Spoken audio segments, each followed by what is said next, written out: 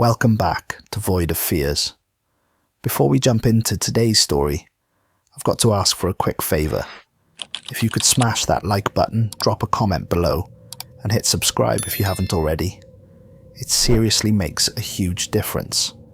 YouTube's algorithm loves that stuff, and it pushes my videos to new viewers who might dig these stories too.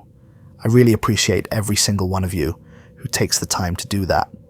It means the world to me and helps keep this channel growing.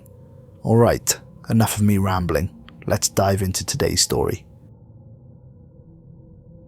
The observation window was frosting over again. Dr. Elliott Kane traced a finger through the thin layer of ice crystals, clearing a circle through which he could watch the sun sink towards the horizon.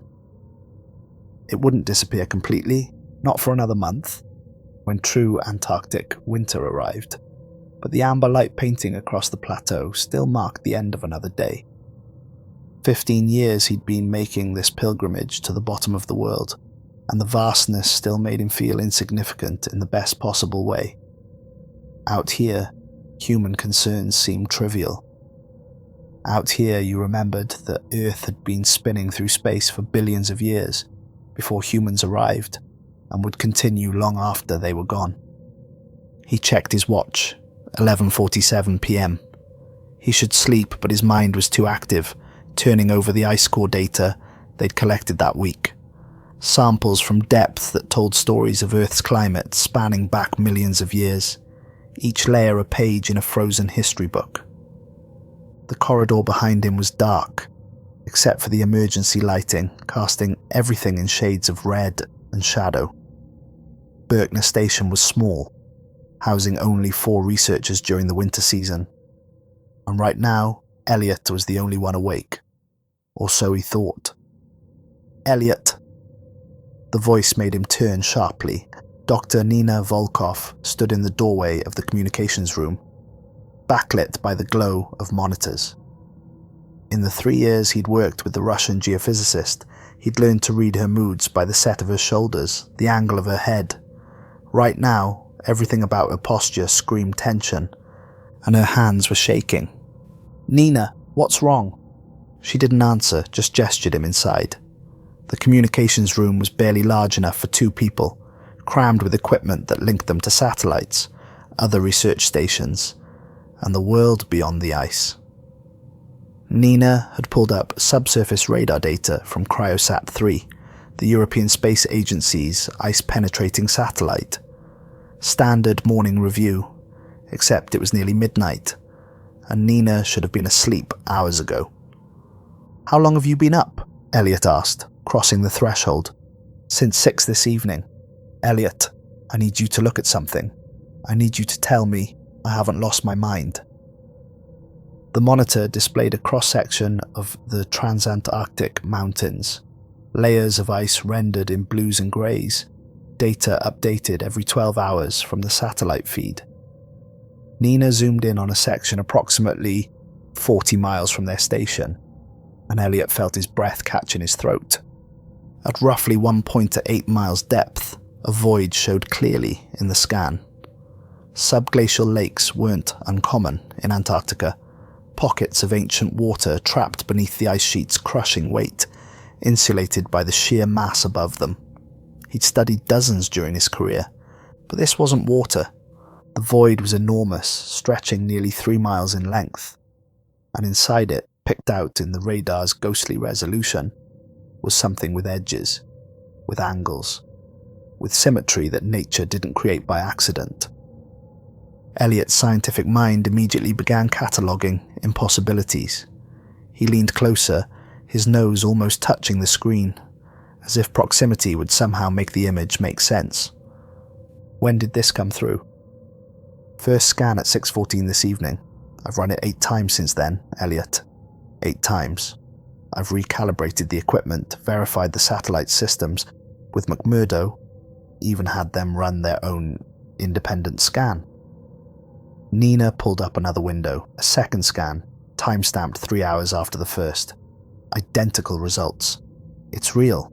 There's something down there, something built. The word hung in the air between them like a physical presence, built. not formed, not created by geological processes, built by someone, something.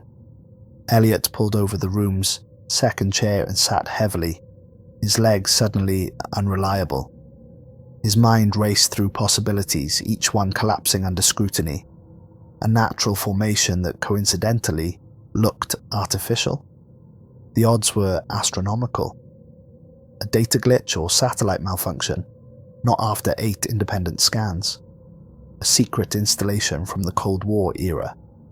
Nothing from that period could survive burial under 1.8 miles of ice, and besides, the ice core data from this region showed continuous formation stretching back.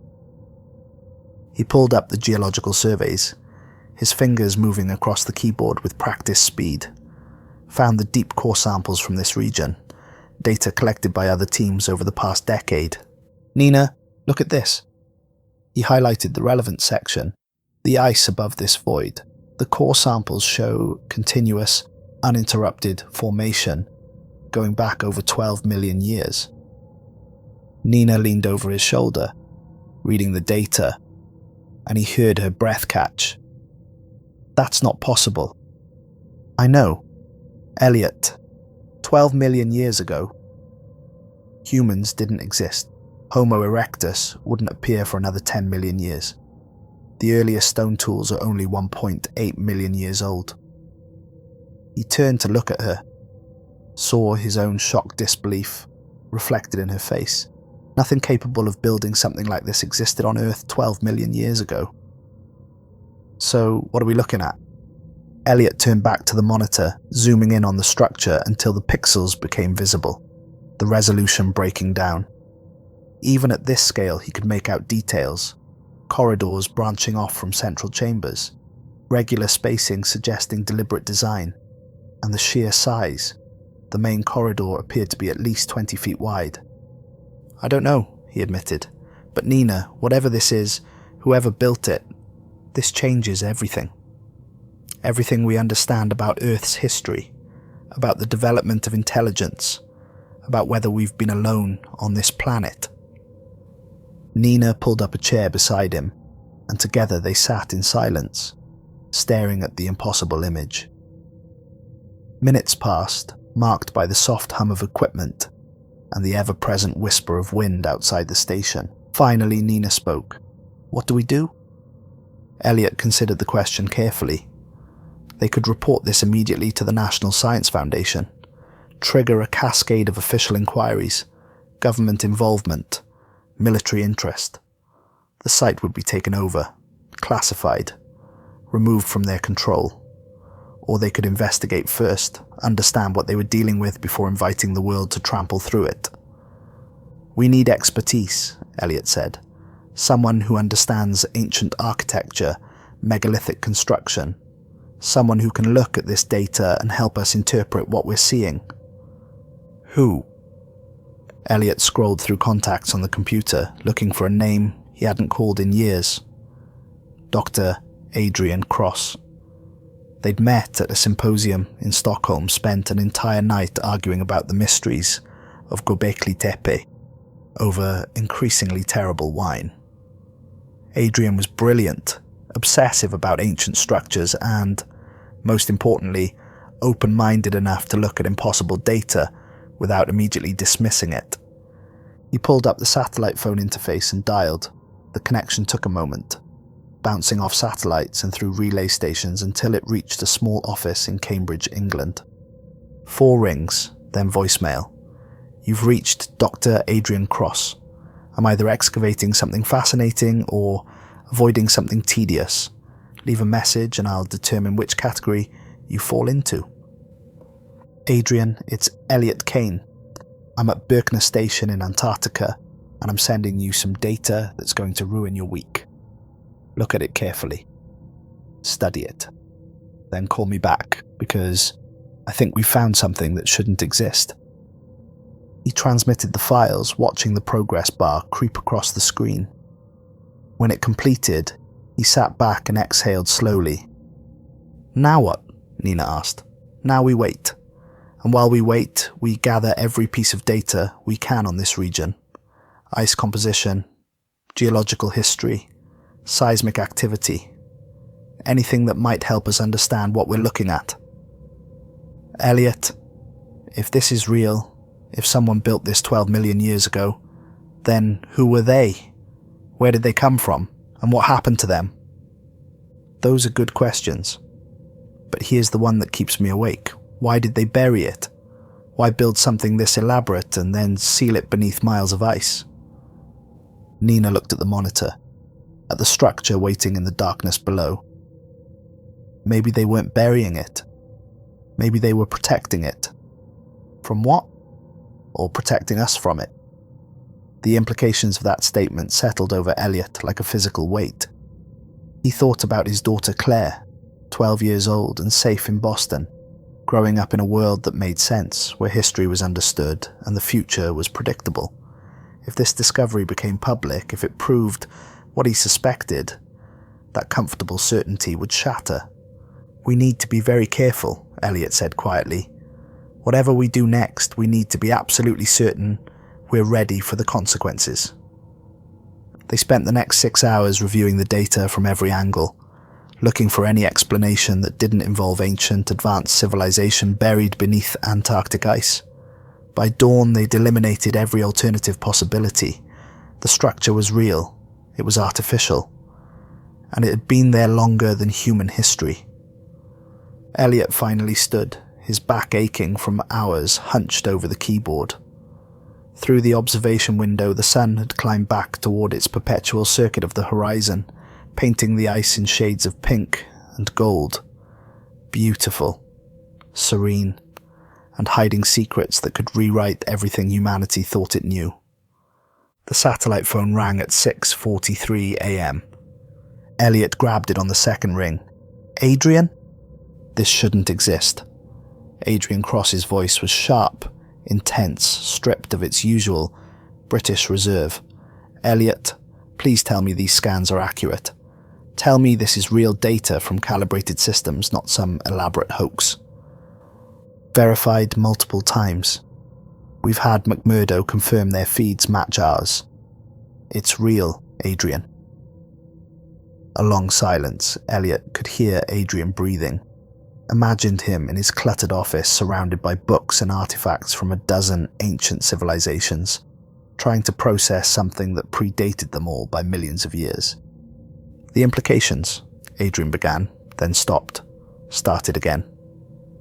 "If this structure is as old as the ice surrounding it suggests, we're talking about something built millions of years before humans evolved, before any primate we'd recognize as related to us even existed." "I know.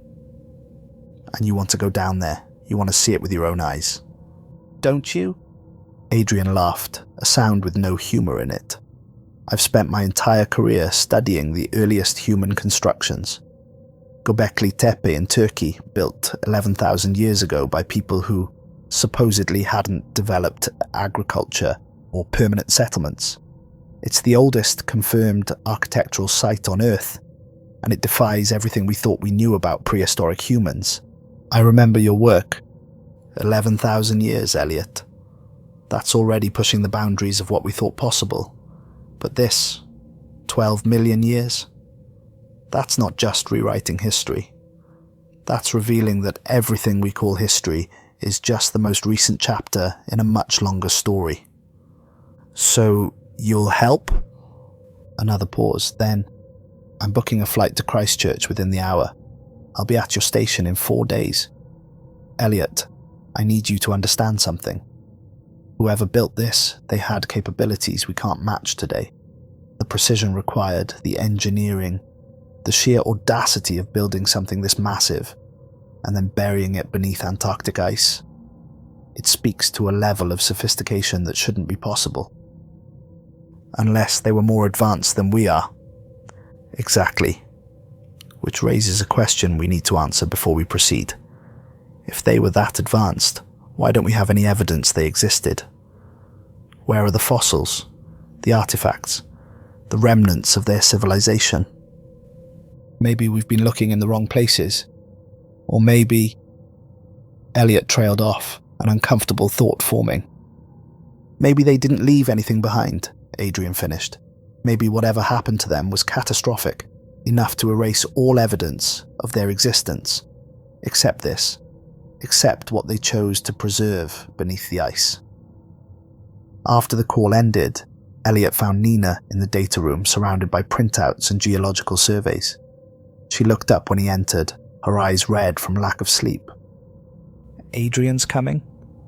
4 days. Nina, we need more than just satellite data.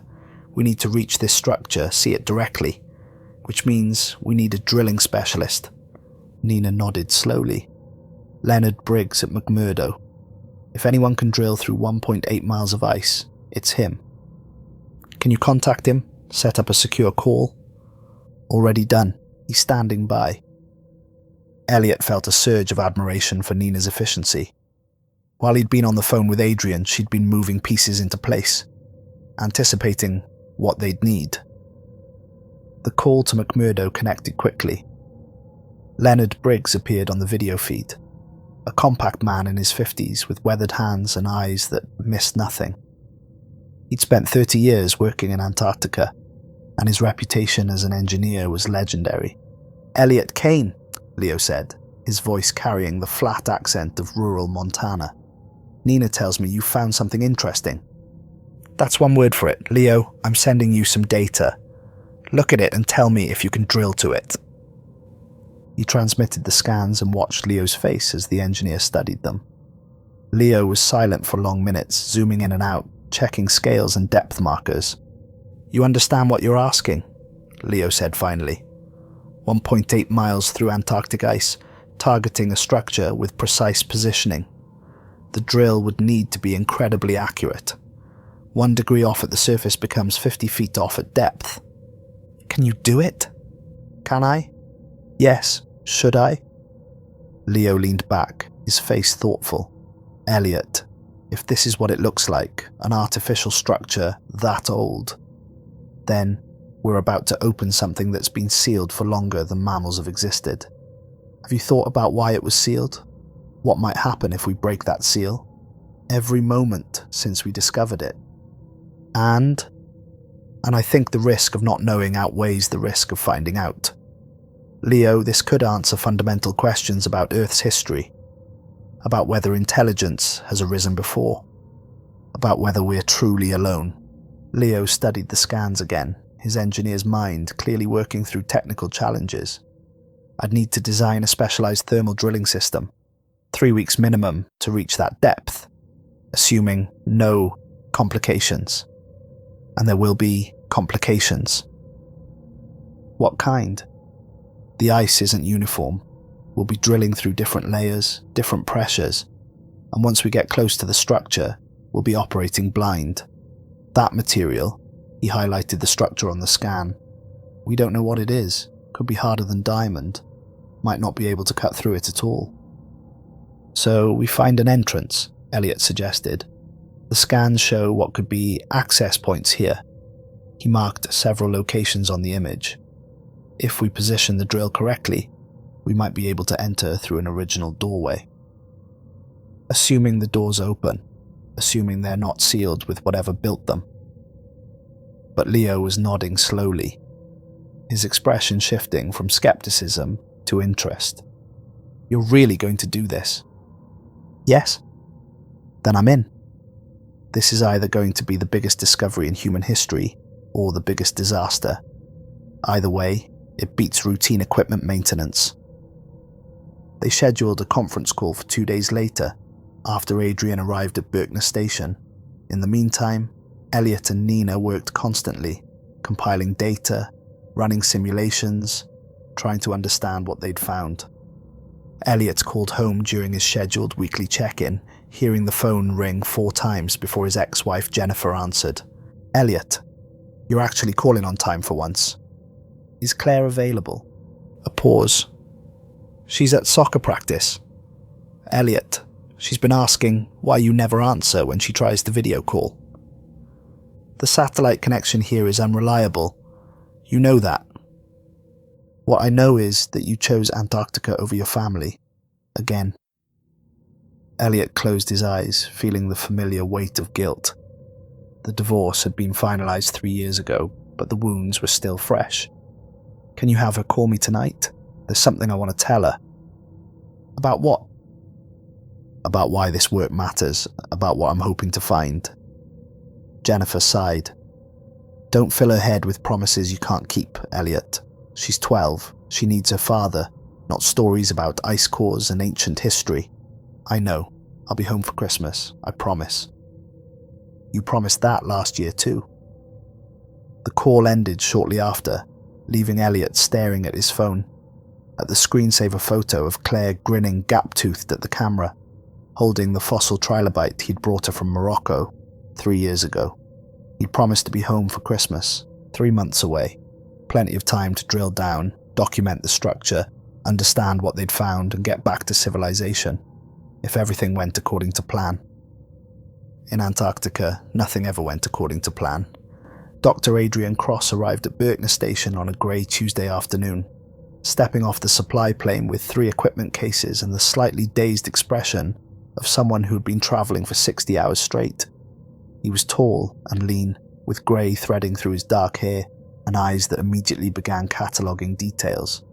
The station's construction, the equipment visible through windows, the endless white expanse surrounding them.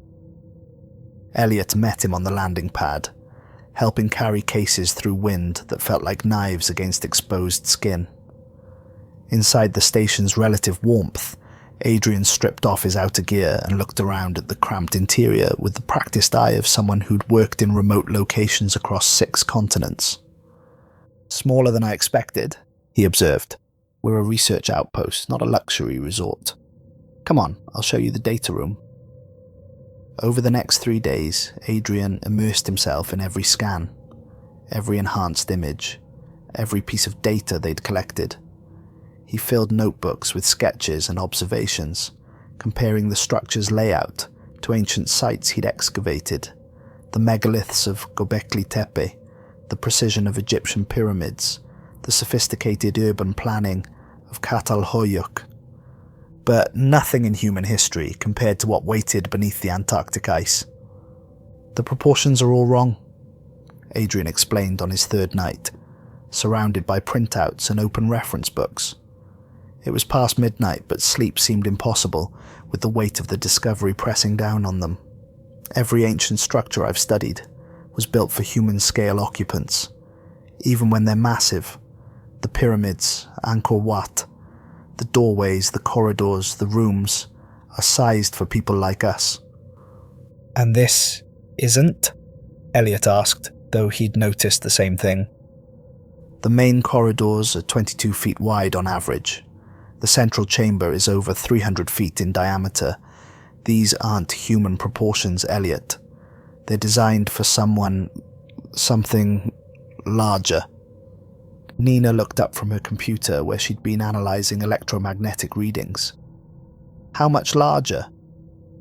Difficult to say without seeing it directly, but based on the architectural ratios, I'd estimate the builders were 8 to 10 feet tall, possibly taller. The room fell silent. Elliott thought about the implications. A species that had achieved advanced civilization millions of years before humans even existed. Tall enough to make a basketball player look small, sophisticated enough to build structures that still existed after geological timescales. There's something else, Adrian continued, pulling up his analysis of the symbols visible in the enhanced scans. These markings on the walls. They're not decorative. The spacing is too deliberate. The repetition too structured. This is language, or mathematics, or both. Can you translate it? Leo asked. The engineer had arrived that morning, his cargo sleds loaded with drilling equipment. Not yet, but I can identify patterns. This symbol appears frequently near what I think are doorways. Adrian pointed to an angular form that resembled 2 crescents intersecting. And this one, a spiral, appears in the central chamber, always in prominent positions. It might be a name, or a warning, or a key. A key to what? That's what we need to find out. The conference call that evening brought all 4 of them together in the cramped communications room, crowded around the video screen. Elliott looked at his assembled team. Nina with her scientific rigour, Adrian with his archaeological expertise, Leo with his engineering brilliance, and himself a glaciologist who'd spent 15 years studying ice, about to attempt something that would either crown his career or end it in disgrace. "Before we proceed," Elliott said, "we need to discuss what we tell the National Science Foundation. They monitor our activities. A drilling operation this extensive won't go unnoticed." "We tell them the truth," Nina suggested. "Just not all of it. There's a significant subglacial void that warrants investigation.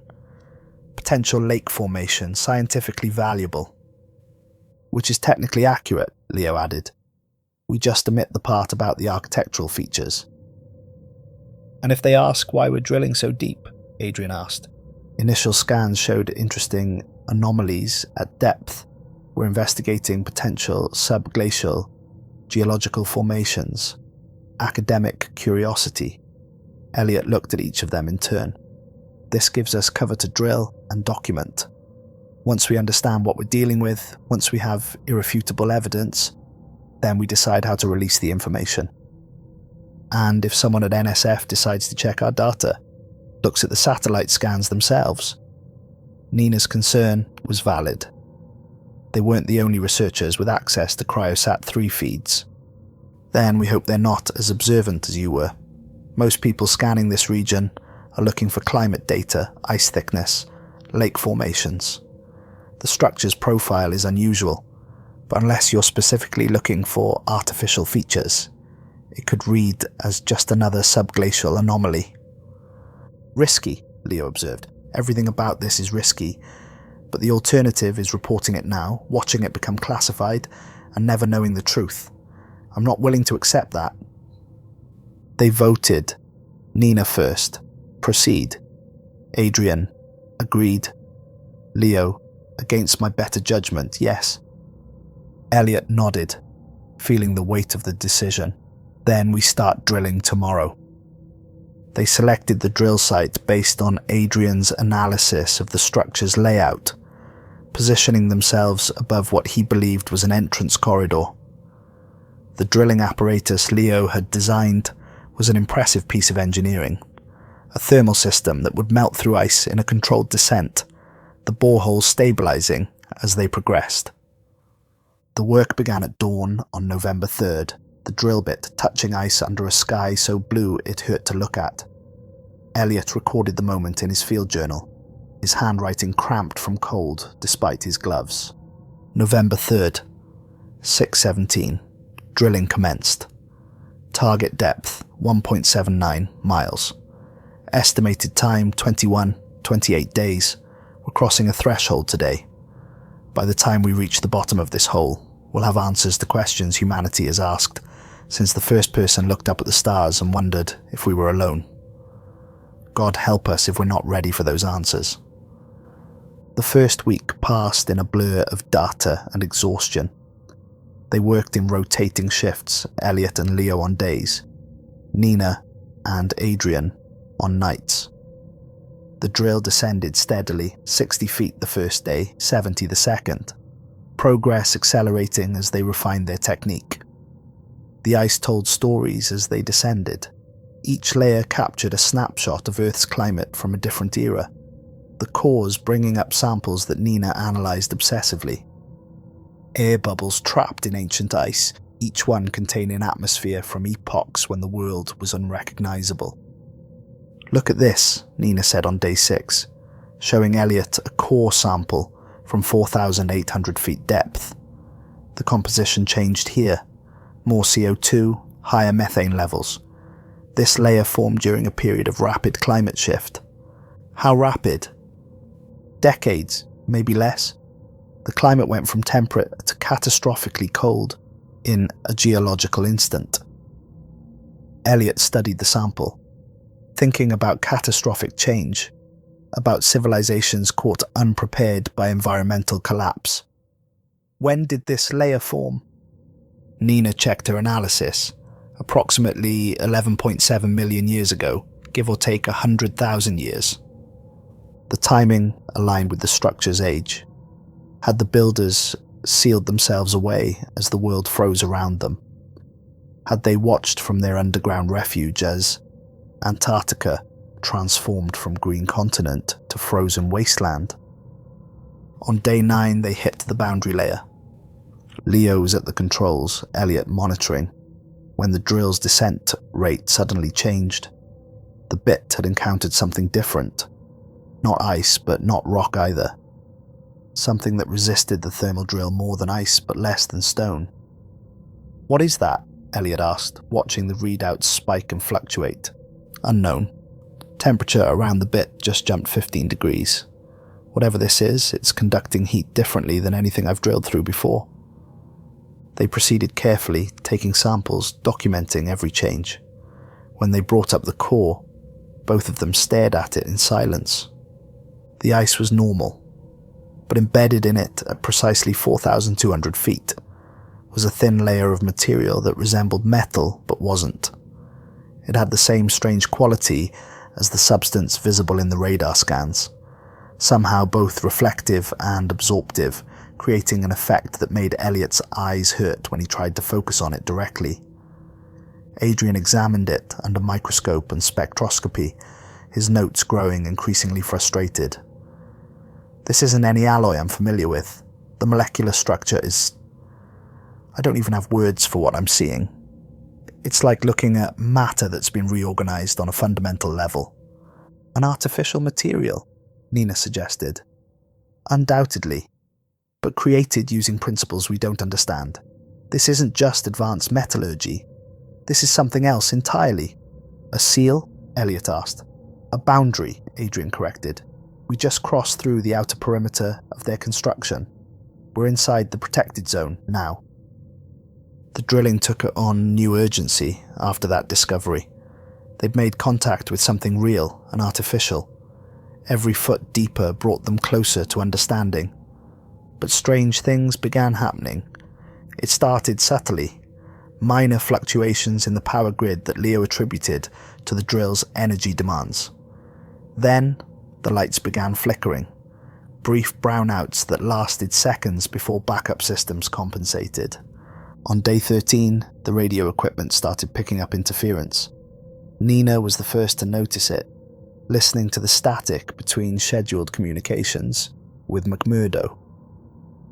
"There's something in there," she said, playing back a recording through the speakers. "Not just noise. Listen." Elliott heard it, beneath the random crackle of static. A low-frequency sound, rhythmic and regular. Almost like breathing, almost like a pulse. "What's causing it?" "Best hypothesis. The structure itself. We're getting close now, only about half a mile out. Maybe our drilling is triggering some kind of response." "Response suggests awareness," Adrian said quietly. "Suggests something down there knows we're coming." That night, Elliott dreamed of vast chambers, filled with shadows that moved with purpose. He dreamed of symbols that burned themselves into his mind, their meanings tantalizingly close but always just beyond comprehension, and he dreamed of something vast and patient, waiting in the dark, counting the days until someone arrived. He woke at 3 a.m., his heart racing, and found he wasn't alone in his insomnia. Adrian was in the common room, surrounded by his notebooks, translating symbols by the light of a small desk lamp. "The dreams?" Adrian asked without looking up. "Every night since we crossed through that boundary layer." "Same. I see cities that shouldn't exist, technology that looks like art, beings that move through spaces my mind can't quite process." Adrian finally looked up, his face haggard. "Elliott, I think it's the structure. I think it's reaching out somehow, trying to communicate." "That's not scientifically possible." "Neither is a 12-million-year-old artificial structure beneath Antarctic ice. We're beyond scientifically possible at this point." Elliott poured himself water from the dispenser, his hands shaking slightly. "What are you seeing in your dreams? Specifically?" "Fragments. Images. I see them working, the builders. Tall figures manipulating substances with devices that seem to respond to thought rather than touch. I see structures rising that defy gravity. And I see... He trailed off, his expression troubled. What? Catastrophe. Fire and geological upheaval on a scale that makes our worst natural disasters look trivial. The world ending, Elliott. Or changing so dramatically that it might as well be ending. And you think these are real memories? Something the structure is showing us? I think whoever built this place left more than just architecture. They left a message, a warning maybe, or a history. And it's bleeding through somehow, affecting our dreams. They sat in silence, listening to the station's ventilation hum and the eternal wind outside. Somewhere below them, the drill continued its descent, carving a tunnel through time towards something that had been waiting longer than human civilization had existed. On day 18, the electromagnetic interference became impossible to ignore. All their electronic equipment began malfunctioning simultaneously. Monitors flickering, computers rebooting without prompting, even battery-powered devices draining faster than they should. Leo spent 16 hours straight trying to shield the drilling controls, rerouting power through backup systems, implementing every engineering fix he could think of. It's like the structure is putting out some kind of field, he explained, his eyes red from exhaustion and frustration, strong enough to affect everything in the station. Can we continue drilling? Elliott asked. Yes, but it's going to get worse the closer we get. He was right. Over the next 4 days, they lost contact with McMurdo twice, each time scrambling to re-establish communications before someone decided to send a rescue team. The lights failed constantly, forcing them to work by emergency backup illumination that cast everything in shades of red and shadow. And the sound Nina had first detected grew louder, more insistent, until they could feel it through the floor without any equipment at all. It was a pulse, rhythmic, regular, like a heartbeat that had been beating for 12 million years and showed no signs of stopping. On day 23, at 2:17 in the afternoon, the drill broke through into empty space. The change was immediate and dramatic. The drill bit, which had been grinding through ice with steady resistance, suddenly met nothing at all. It dropped 6 inches before Leo could halt the descent, the sudden lack of resistance triggering every alarm on the control panel. Elliott was at the monitoring station, staring at readouts that confirmed what the drill had found. An air pocket below, a void that matched the radar scans perfectly. They'd reached the structure. The team gathered around the monitors in stunned silence, each of them processing the implications. After 23 days of constant work, of hope and fear, and dreams that shouldn't be possible, they'd made contact. "We need to send down the camera," Nina said, her voice steady despite the tension visible in her shoulders. "See what we're dealing with before anyone attempts a descent." "Agreed," Elliott said. "Leo, how quickly can you prep the fiber optic system?" "Give me 2 hours." They spent that time checking and rechecking equipment, running through procedures, trying to contain their anticipation and dread. Elliott found himself standing at the observation window, staring out at the endless white, thinking about what waited below, about builders who had created something magnificent and then sealed it away, about the dreams that haunted his sleep, showing him fragments of a civilization that shouldn't have existed, about his daughter Claire and the promise he'd made to be home for Christmas, about how that promise suddenly felt very fragile. The fiber optic camera system was a marvel of engineering, a tiny lens on a mile-long cable, equipped with high-intensity lights and sensors that could operate in extreme conditions. As Leo prepared it for descent, the whole team gathered around the monitor that would display what the camera saw. "Ready?" Leo asked, his hand on the control that would begin lowering the camera. Elliott looked around at his team. Nina, her expression carefully neutral but her eyes bright with excitement. Adrian leaning forward with the intensity of someone about to see something he'd spent his life searching for. Leo, practical and focused, ready to document whatever they found. "Ready," Elliott confirmed. The camera began its descent. Down it went, through 1.8 miles of ice they'd spent weeks drilling through. The cable unreeled with mechanical precision, marked every 100 feet. The monitor showed only darkness at first, the camera's light swallowed by the borehole's narrow confines. Then it emerged into the void and everything changed. The camera's light seemed inadequate suddenly, unable to penetrate more than a few feet into the darkness below. Leo adjusted the sensitivity, increased the lumens to maximum output. Slowly, gradually, shapes began to resolve from the black. "Dear God," Adrian whispered. The walls appeared like a revelation, smooth beyond anything human engineering could achieve. They curved in ways that suggested both organic growth and precise mathematical calculation, creating an effect that made Elliott's eyes hurt to track. The material was exactly as the radar had shown. Neither metal nor stone, something that seemed to absorb light even as it reflected it, creating a visual paradox. The camera descended further, revealing more of the chamber's scale. It was vast, cathedral-sized, the ceiling lost in darkness far above. In the corners, ancient ice formations clung like frozen waterfalls, stalactites that had grown over millions of years. But the center of the chamber was clear, the floor smooth and level. "There," Nina said, pointing at the screen. "What is that?"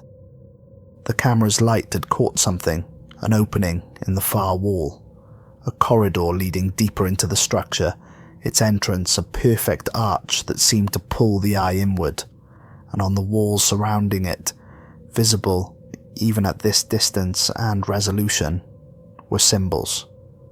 The markings covered every surface within the camera's range, carved or formed somehow into the strange material. They were geometric and complex, arrangements that suggested language or mathematics, or perhaps both simultaneously. "We need to go down there," Elliott heard himself say. "See it with our own eyes." "Elliott," Nina began. I know all the arguments. It's dangerous. We're not prepared. We should take more time. But Nina, we've come this far. We've spent weeks drilling toward this. I need to see it. We all do." The room was silent for a long moment. Then Adrian spoke. "He's right. We have to go. This is why we're here." "Then we need to prepare properly," Leo said, his engineer's practicality asserting itself. "Cable system strong enough for 2 people with equipment. Full safety protocols, emergency procedures. This isn't something we rush into." The preparations took 2 full days. They rigged a descent system, tested it extensively, established communication protocols, and backup plans. Elliott and Leo would make the first descent. Leo for his engineering expertise, Elliott for his decision to pursue this discovery in the first place. The night before the descent, Elliott couldn't sleep. He lay in his quarters staring at the ceiling, thinking about everything that had led to this moment. 15 years of Antarctic research. A marriage that had fallen apart because he'd chosen ice over family. A daughter who barely knew him. And tomorrow he'd descend into something that predated humanity by millions of years. He recorded a final video message on his laptop. Insurance against disaster. "Claire, if you're watching this, it means something went wrong. I want you to know that I love you more than anything. And I'm sorry I wasn't there more often. I'm sorry I chose my work over time with you. But I need you to understand why." He paused, gathering his thoughts. Science isn't just about discovering facts. It's about asking questions that matter, about pushing at the boundaries of what we know. And sometimes you stumble onto a question so fundamental, so important that you have no choice but to pursue it. That's what I found here. Evidence that we're not the first. That intelligence has risen on Earth before, maybe multiple times, each time thinking they were alone, they were special. If I don't come back, know that I was trying to understand something magnificent. And Claire, remember this. The universe is stranger and more wonderful than anyone imagines. Don't be afraid of the questions you can't answer. Be afraid of the questions you're too scared to ask. He saved the file, encrypted it, and tried to sleep. Failed. At 4 a.m, he gave up and went to the common room, where he found Adrian already awake, surrounded by his translation notes. "Couldn't sleep either?" Elliott asked. Too much anticipation, too many questions. Adrian looked up, his face showing the strain of sleepless nights. "Elliott, have you considered what we might find down there? Not just architecture and artifacts. What if the builders themselves are there? After 12 million years, they'd be dead. Would they? We don't know what technology they had. What if they found a way to preserve themselves, to wait out whatever catastrophe they were fleeing?" Elliott had thought about it, tried not to think about it, thought about it anyway. If they're there, if they're somehow alive, then we're about to make first contact with a species that built cities when our ancestors were still primitive mammals. Terrifying thought. Terrifying, amazing, world-changing. Elliott smiled despite his nerves. Why did we become scientists if not for moments like this? At 6 a.m. on November 26th, Elliott stepped into the descent harness. The suit was bulky, designed for extreme cold, and equipped with helmet cameras, lights, and communication systems. Leo did the same, both of them checking equipment with methodical care. Nina helped Elliott secure his connections, her hands steady but her eyes worried. 4 hours of air with the backup tanks, she reminded him. If anything feels wrong, if the structure shows any signs of instability, you come back up immediately. Understood. Elliott, she met his eyes. Good luck. And be careful. He nodded, not trusting his voice. Then he positioned himself over the borehole, the darkness below seeming to pull at him like gravity. Ready? Leo asked, his voice calm despite everything. Ready. They began the descent into history. The journey down was like falling through time, through the layers of human ignorance, into truth that had been waiting millions of years.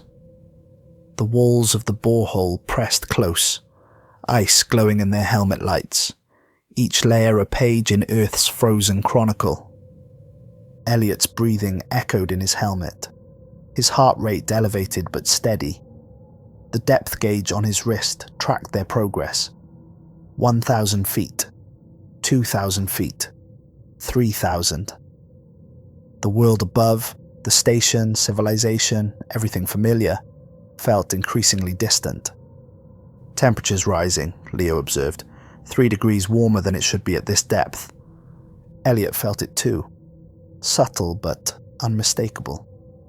Something below was generating warmth, had been generating it for longer than continents had existed in their current positions. The implications were staggering. At 8,000 feet, the interference became physical. Elliott's suit systems flickered, the heads-up display in his helmet scrambling and resetting. His radio crackled with static that almost sounded like voices, like whispers from the deep. "Nina, can you read me?" he transmitted. Static. Then her voice fragmented. "Read you. Interference. Careful." "Continuing descent," Elliott responded, unsure if she could hear. The walls around them changed character. They were passing through the boundary layer, that seal of unknown material they detected weeks ago. The ice here glowed with faint luminescence, as if the boundary itself emitted light, or affected light in impossible ways. Then they broke through into open air. The transition was breathtaking and disorienting. One moment surrounded by ice, the next suspended in vast darkness, their lights cutting through space that felt impossibly large. Elliott's stomach dropped, his sense of scale stripped away by the absolute black. Their boots touched solid ground, the impact gentle but real.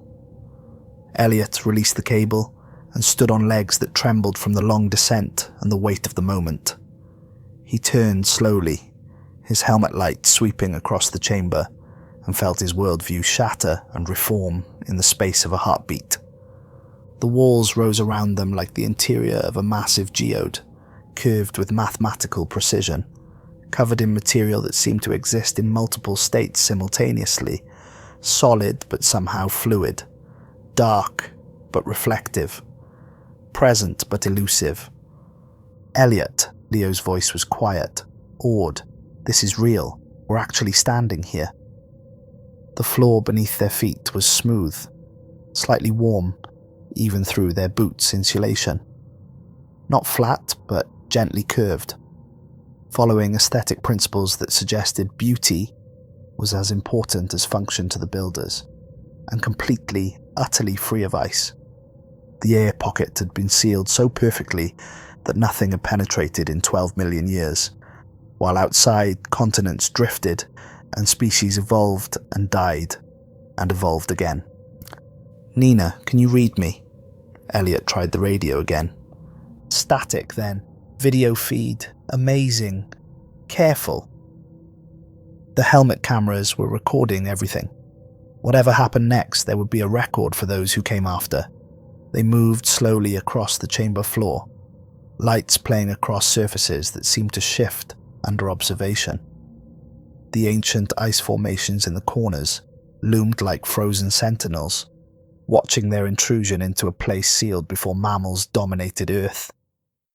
The symbols were everywhere, carved into walls, floor, even the ceiling visible at the edges of their lights. Geometric forms that hurt to focus on, suggesting meanings that existed just beyond human comprehension.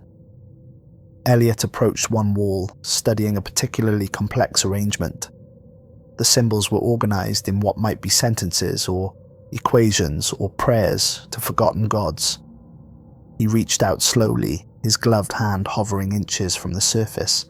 The wall was thrumming, a barely perceptible vibration but present, energy running through it like blood through veins, like electricity through circuits. "It's active," Elliott whispered. "After 12 million years, this place is still functioning." "That shouldn't be possible," Leo said, but his instruments confirmed it. Energy readings, electromagnetic fields, temperature regulation. The structure wasn't just standing, it was alive in ways they were only beginning to detect. They found the corridor in the far wall, exactly where the camera had shown it. The entrance was a perfect arch 20 feet high, designed for occupants that weren't human-sized, that might never have been human at all. Elliott and Leo stood at the threshold, their lights barely penetrating the darkness beyond. "Are we really doing this?" Leo asked quietly. Elliott thought about his daughter, about promises made and possibly about to be broken, about humanity's comfortable certainty that we were the first, the only, the special ones, about truth waiting in the dark. "Yes," he said, "we're really doing this." They stepped into the corridor. The walls pressed close, the symbols here more elaborate, more urgent.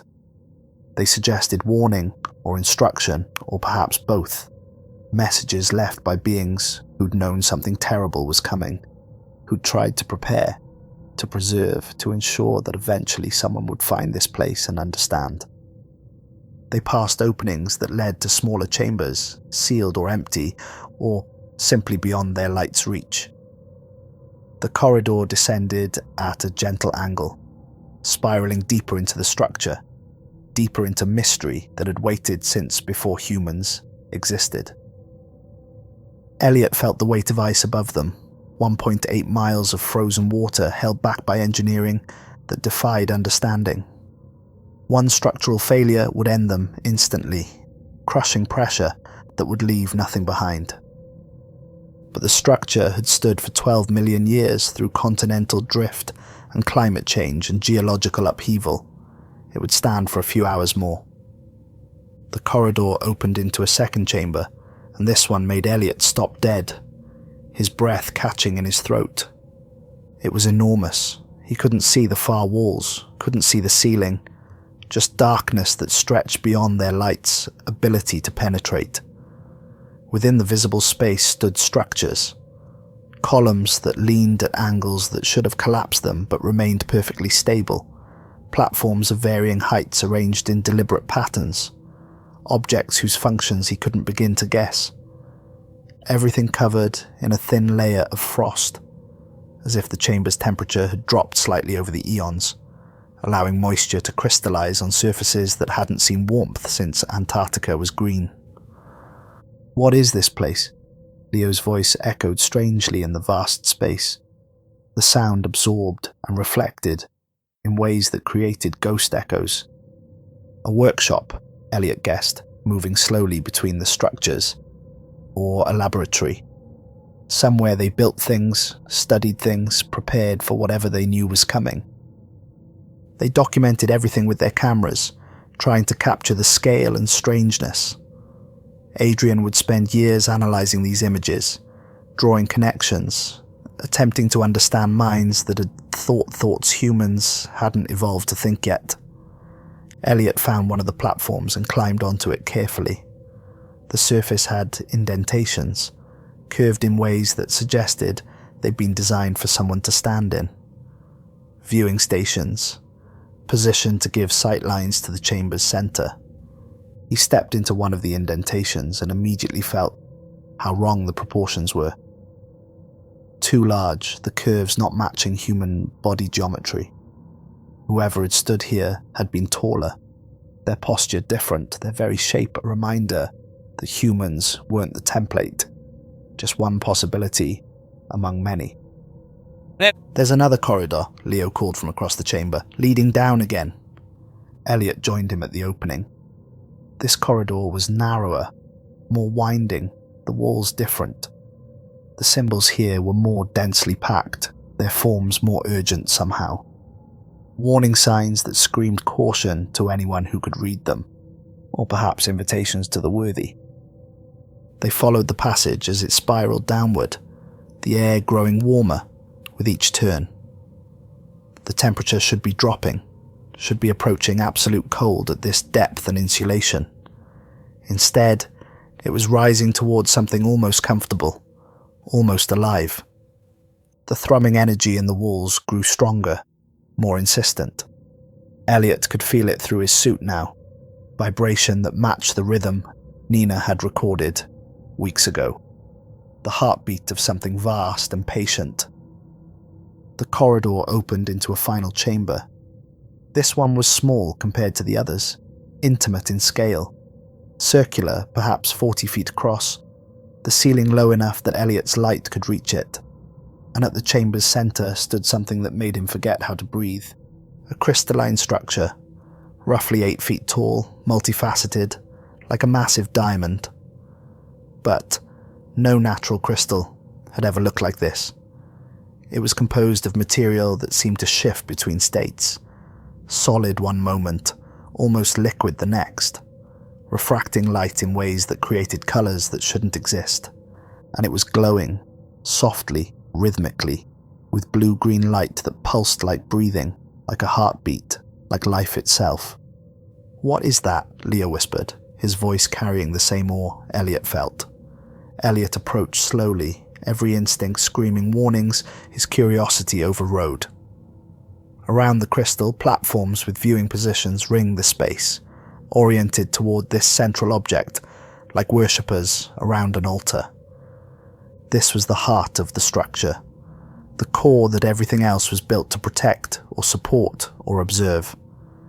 This was what the builders had considered important enough to seal away beneath miles of ice. "Nina, are you reading this?" Elliott tried the radio, knowing communication was probably impossible at this depth. Only static answered, white noise that might have hidden voices or might have been his imagination.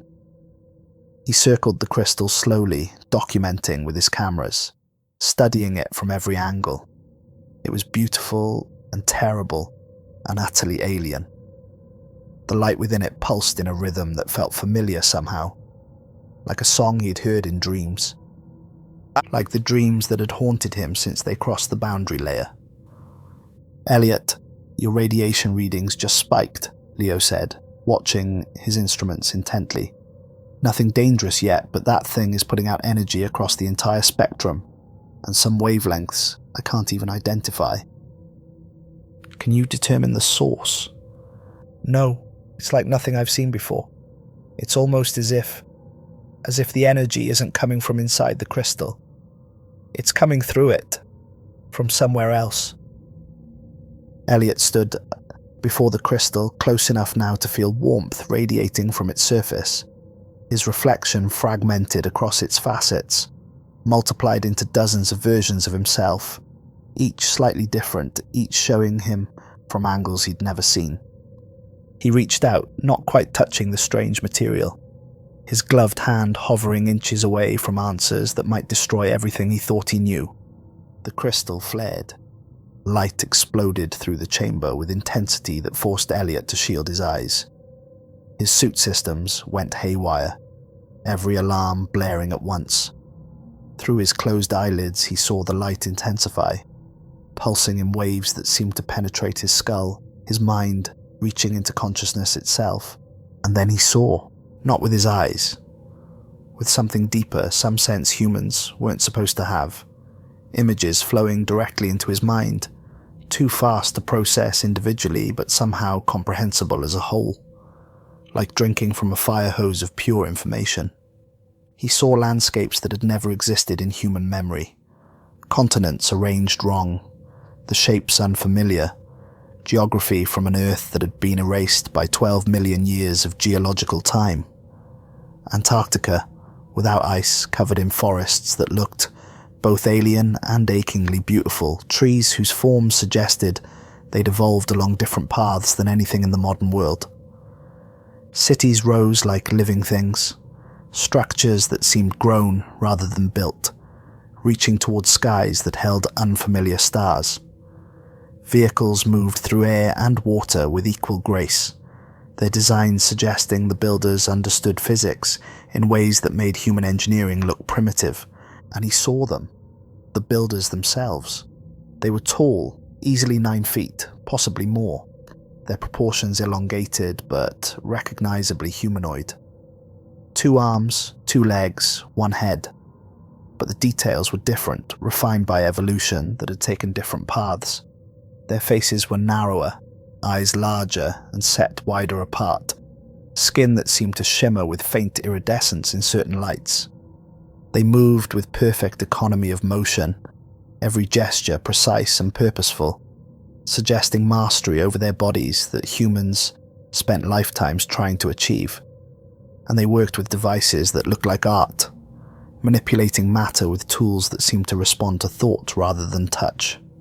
There were thousands of them, tens of thousands, a civilization that had flourished when Earth was utterly different. Elliott saw them building, creating, studying the world with scientific rigor that rivaled anything in human history. They weren't gods. They were people, different people, strange people, but people nonetheless. They laughed, they argued, they loved, they dreamed, just like humans would millions of years later. The images shifted, becoming darker, more urgent. Fire filled Elliott's vision, massive explosions that tore at the ground. Volcanic eruptions on a scale that dwarfed anything in human record. The continents themselves were moving, grinding against each other with apocalyptic force. Mountain ranges rising and falling in fast-motion geological catastrophe. The sky turned red with ash, then black, choked with debris that blocked out the sun for years, decades, possibly centuries. The temperature plummeted. Ice began forming at the poles, spreading with frightening speed, consuming the builders' green world in white death. Elliott saw the builders' cities crumbling, saw their forests dying, saw their civilization collapsing not because of war or disease, but because the planet itself was reshaping, entering a new phase of its endless geological cycle. And he saw their response. They weren't fleeing enemies. They weren't hiding from invaders. They were retreating underground, entering structures like this one that they'd built all over the world, under mountains that would rise higher, in ocean trenches that would sink deeper, beneath ice sheets that would grow thicker, preserving themselves, waiting for the catastrophe to pass, for the world to stabilize, for Earth to enter a new phase where they could emerge and rebuild. Elliott saw this very chamber as it had been, filled with the builders standing at their viewing stations, tall figures arranged around the crystal, saw them place themselves in something like stasis, their bodies becoming still, their consciousness entering a state between sleep and death that would preserve them across spans of time that made human lifetimes invisible. Waiting. Not dead, just waiting. The visions accelerated, showing Elliott something that made his blood run cold. This wasn't the first time. The geological patterns the builders had recognized, the signs that had driven them underground. They'd seen them before.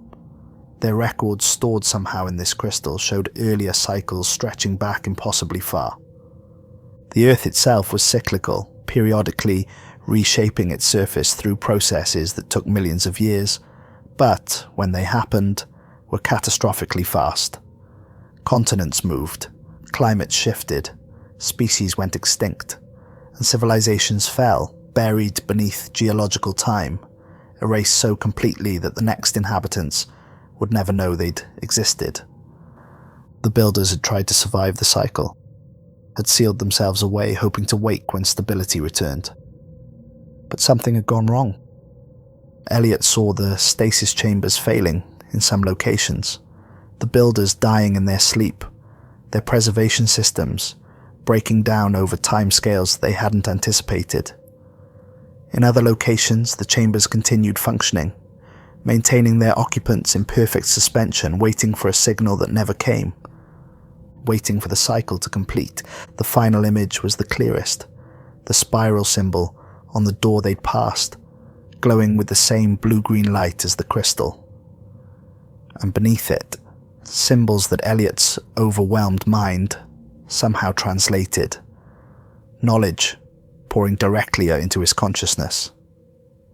Wait, sleep, return when the cycle completes. The pattern repeats. The Earth remembers. The next ones will find this. Tell them the cycle never ends. Prepare, preserve, endure. The light dimmed. The crystal faded to its soft rhythmic glow. Elliott staggered backward, disoriented, his legs failing. Leo caught him before he fell, holding him upright while his mind tried to process 12 million years of information compressed into minutes of vision. "What happened?" Leo demanded, his voice urgent through the radio. "You've been standing there for 7 minutes, completely unresponsive. I thought you were dead." 7 minutes? It had felt like hours, days, a lifetime compressed into moments. "Leo, I saw them. I saw everything. What they were, what happened to them, why they built this place." Elliott tried to explain, his words tumbling over each other, in his desperation to capture the visions before they faded. The builders, the cataclysm, the decision to wait, to endure, to preserve themselves through geological time. The cycle that had repeated before and would repeat again. Leo listened, his face invisible behind his helmet, but his posture tense, processing implications that rewrote everything humanity thought it knew about Earth's history. "They're still here," Leo said when Elliott finished. "Somewhere in this structure, in stasis, waiting to wake up." Yes, or they were. After 12 million years, most of the systems probably failed, but some might still be functioning. Some of them might still be preserved, still waiting. For what? For us to wake them? For the cycle to complete? For the world to enter a stable phase again? Elliott looked at the crystal, at the blue-green light pulsing with patient regularity. I don't think they expected it to take this long. Their calculations must have been wrong. Or maybe the cycle is longer than they anticipated. But they're down here, Leo. Somewhere in the parts of this structure we haven't explored. Sleeping. Dreaming, maybe. Waiting for a signal that tells them it's safe to wake. And we just sent that signal, didn't we? When you touched the crystal, You activated something." Elliott felt dread settle in his gut. "Yes, I think I did." They stood in silence, the implications pressing down on them like the weight of ice above. If the builders woke, if their systems interpreted Elliott's touch as the awaited signal, what would happen? Would they wake to find their world completely transformed, their species extinct, the Earth they knew erased by time? What would 12-million-year-old beings do in a world that had moved on without them? "We need to leave," Leo said urgently. "Now, if we triggered something, if we started some kind of awakening sequence, we need to get back to the surface before..." A deep vibration thrummed through the structure, powerful enough to feel through their boots, through their suits, in their bones. The crystal's light intensified, pulsing faster now, building towards something. "Move!" Elliott shouted. They ran through the structure, retracing their steps, their lights bouncing wildly off walls that seemed to be waking around them. The symbols were glowing now, faintly luminescent with that same blue-green light, as if the entire complex was coming alive after millennia of dormancy. The thrumming intensified, rhythmic and regular, like a massive heart beginning to beat after eons of stillness. Temperature was rising, Elliott's suit sensors showing increases that shouldn't be possible in ice this deep. They reached the first chamber and the cable system, their only route back to the surface.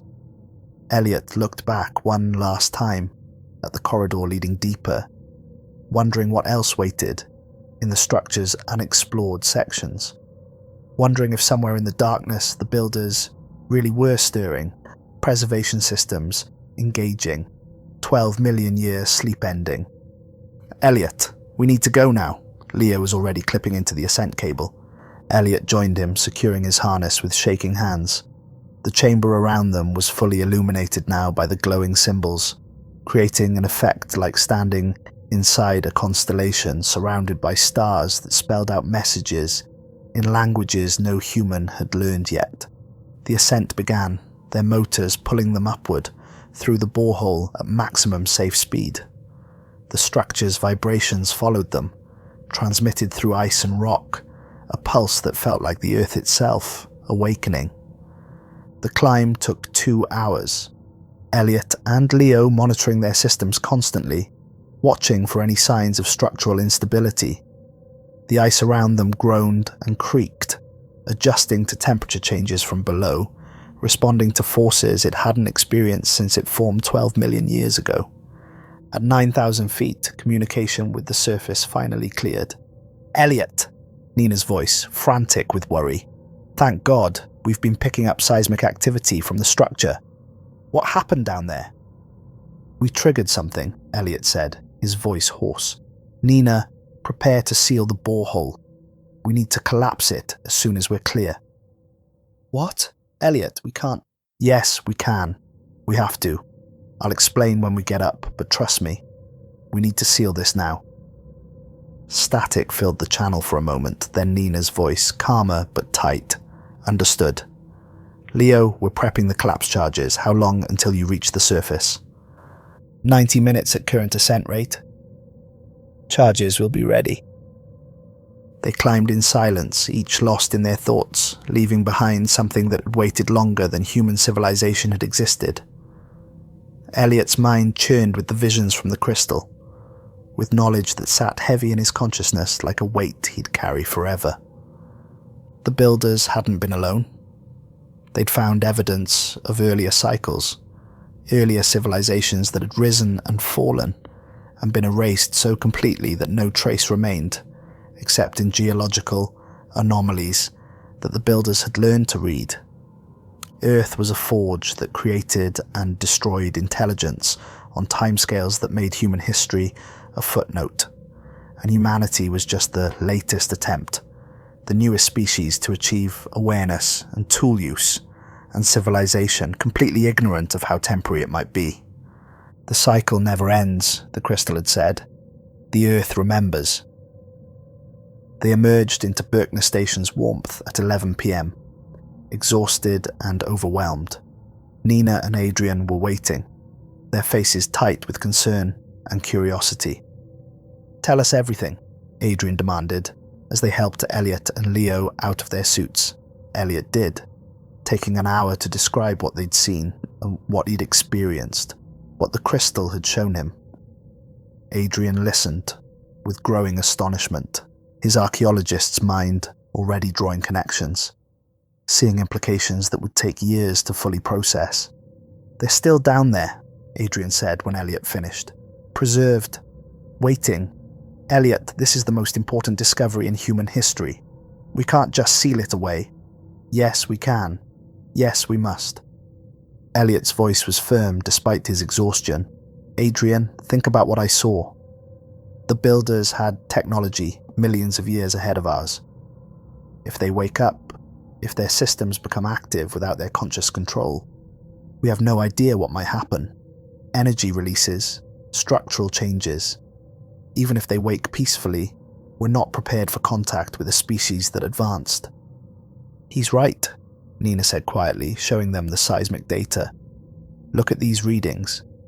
The structure's activity has increased exponentially since Elliott touched that crystal. Temperature rising, electromagnetic emissions intensifying. Whatever's happening down there, it's building towards something. A threshold."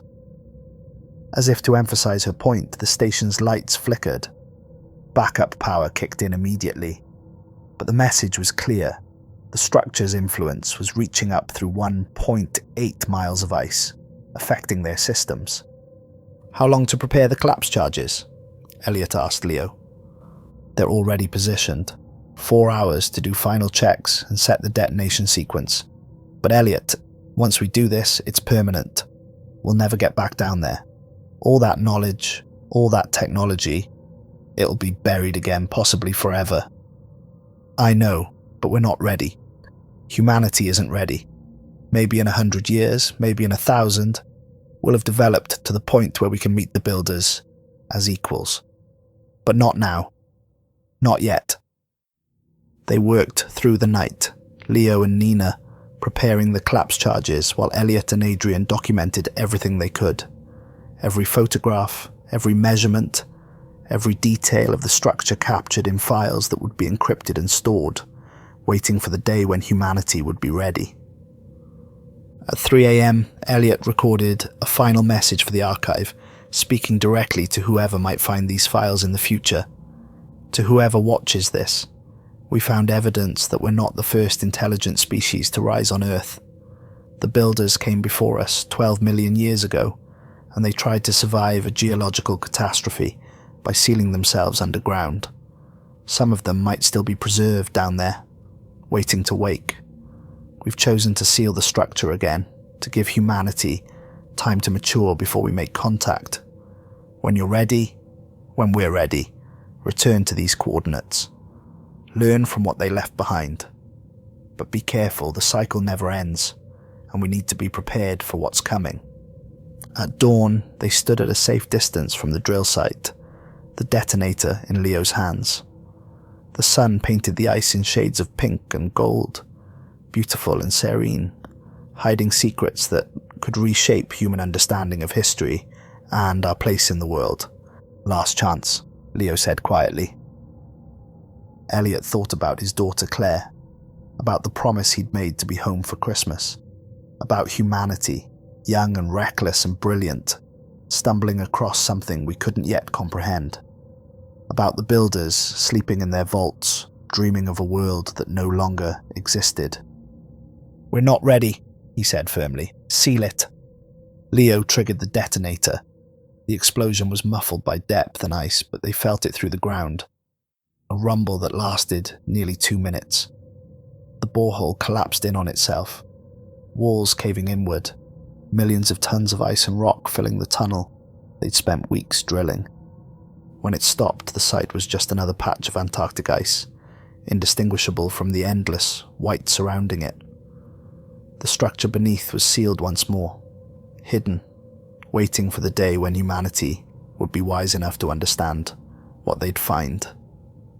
The seismic readings showed one final pulse from deep below, strong and clear. Then, silence. The structure had returned to its patient dormancy, its awakening interrupted, its inhabitants, if any still survived, continuing their 12 million year sleep. They filed the official report 3 days later. Geological anomaly, investigated, site unstable due to ice sheet dynamics, sealed for safety reasons. Technical data to follow. The National Science Foundation accepted it without question. Just another Antarctic research project. Just another mystery, filed away in bureaucratic archives. But the full truth, the real data, went into encrypted storage, detailed scans, helmet camera footage, Elliott's written account of the vision, Adrian's translation notes, the crystal's final message, everything preserved in digital vaults, protected by layers of security, waiting for the day when humanity would be ready to know. On December 10th, they boarded the transport plane that would take them back to civilization.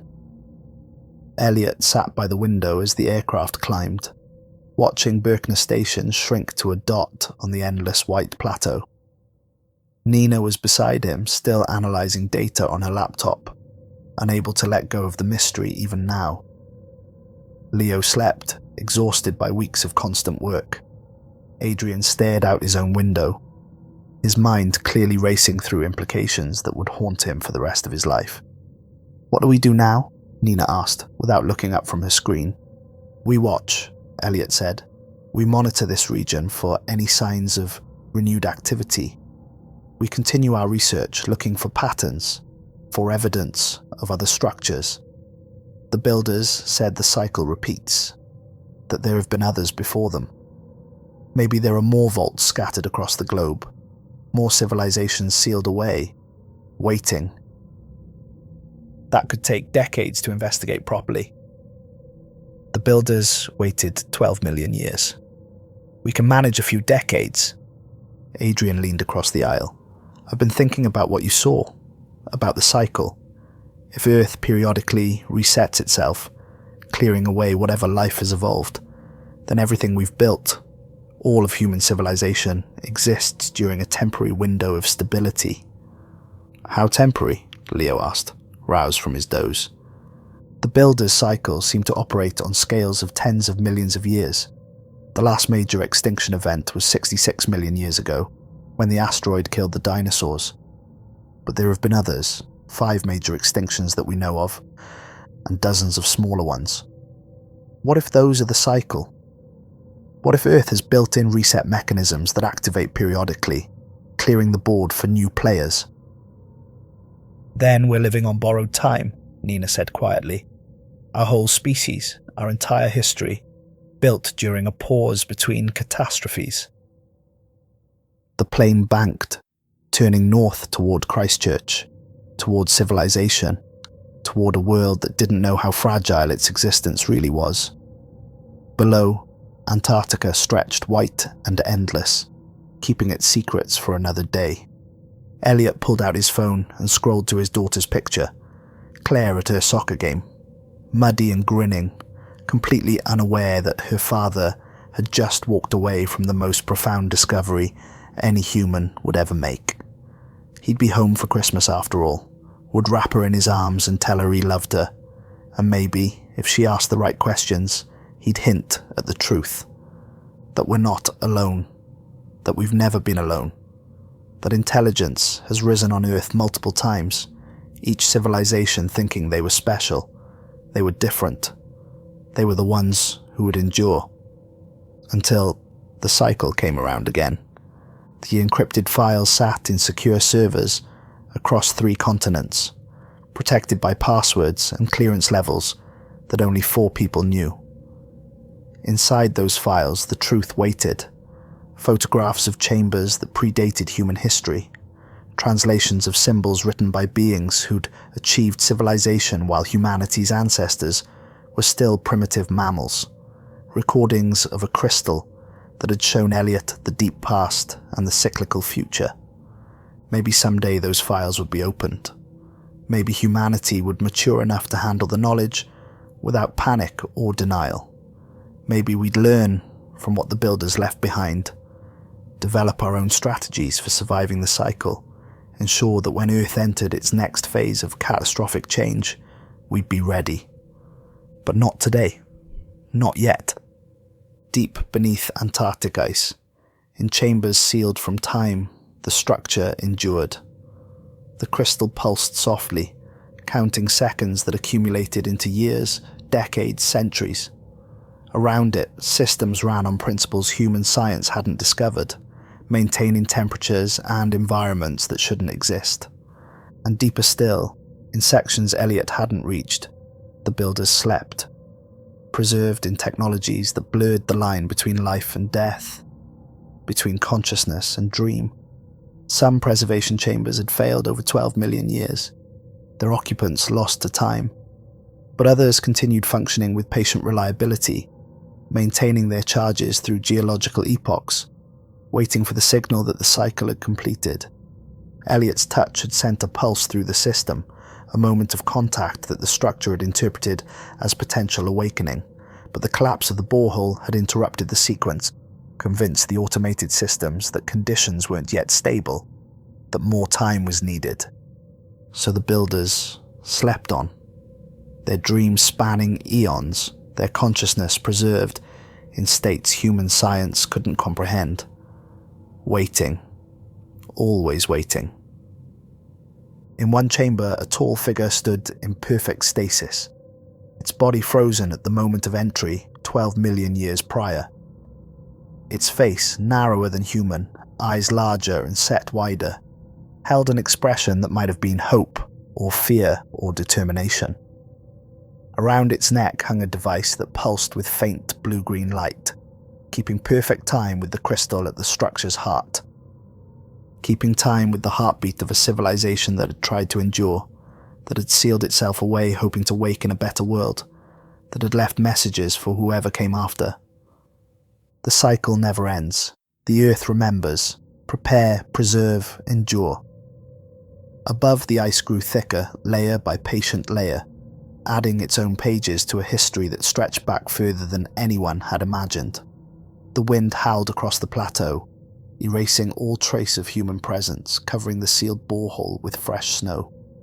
Nature reclaiming what had been briefly disturbed, and in the sky above Antarctica, satellites continued their endless orbit, scanning ice sheets, monitoring climate, capturing data that would be reviewed by scientists who had no idea what lay beneath.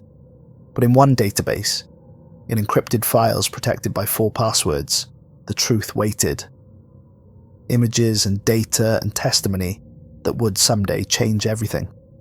When humanity was ready. When we'd matured enough to understand what we'd found and what it meant. Elliott Kane sat in the plane, flying toward home, carrying knowledge that weighed heavier than mountains. The vision from the crystal had shown him Earth's true history. Cycles of creation and destruction, stretching back impossibly far, civilizations rising and falling and being erased so completely that the next ones never knew they'd existed. And humanity was just the latest, the newest attempt, the current chapter in a story that had no ending, only pauses between catastrophes. He thought about Claire, about the world she was growing up in, about the questions she'd ask when she was old enough to understand. He thought about the builders sleeping beneath the ice, about their hopes and fears, about the messages they'd left for whoever came after. The cycle never ends. Someday, maybe soon, or maybe millions of years from now, Earth would enter another phase. Continents would shift, climate would transform, species would go extinct, and whatever intelligence existed at that time, human or something else, evolved or preserved, would face the same choice the builders had faced: adapt or hide, endure or perish, leave messages for the next ones or accept that erasure was complete. The plane climbed higher, above the clouds, into clear sky where stars were becoming visible, despite the lingering daylight. Those same stars had shone down on the builders 12 million years ago, had watched them seal themselves away, had kept their vigil while the builders slept and continents drifted, and new species evolved. And those stars would still be shining millions of years from now, when the cycle came around again, when Earth reset itself once more, when whatever came next would have to make the same impossible choices. The story of a planet that cyclically destroys and recreates itself, giving rise to intelligence again and again, each time hoping the next one would be wise enough to survive. The story of Earth. And humanity was just beginning to read it. Far below, beneath miles of ice and millions of years, the crystal pulsed with patient regularity, waiting, recording, remembering. The cycle never ends, but perhaps this time someone would be ready when it came around again. Perhaps.